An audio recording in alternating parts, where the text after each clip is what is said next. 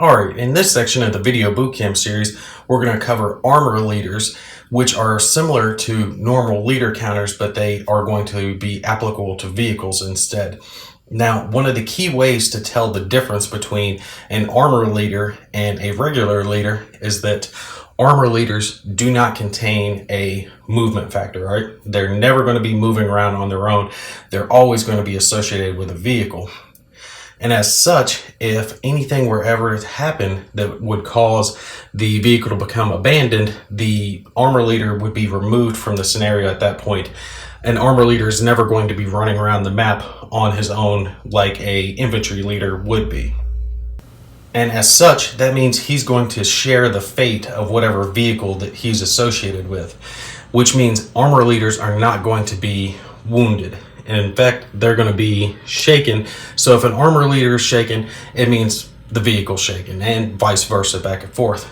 But the vehicle does get to benefit from the armor leader's morale in the effect that while the armor leader is associated with the vehicle gets to act as if it has the morale factor of the leader. So this armor leader associated with this Tiger 1, the Tiger 1 normally has a morale of a 6. He could act as if he had a morale of 7 while that armor leader is with him.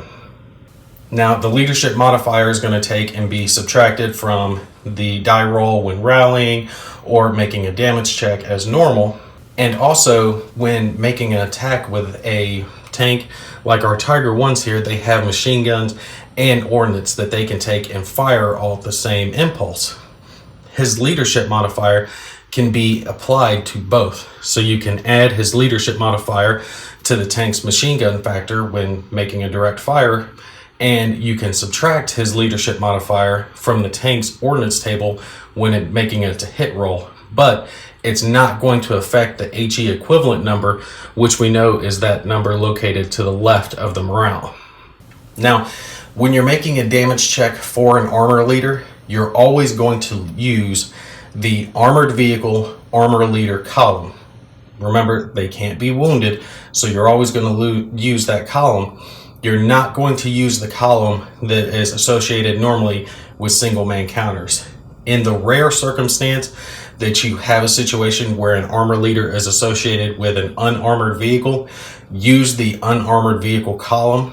Those are the only two columns you're ever going to use when it comes to armored leaders.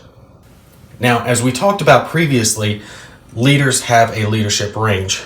Armor leaders are the same. They have a leadership range of 1, and that means they can activate the vehicles in the hexes surrounding them. So this armor leader with the Tiger 1 could activate the Tiger on his impulse and the adjacent Tiger 1 all on the same impulse. But just like our infantry leaders can't activate vehicles, can't activate adjacent vehicles, our armor leaders could not activate, for example, this adjacent infantry squad. He can only do it for vehicles that are adjacent to him.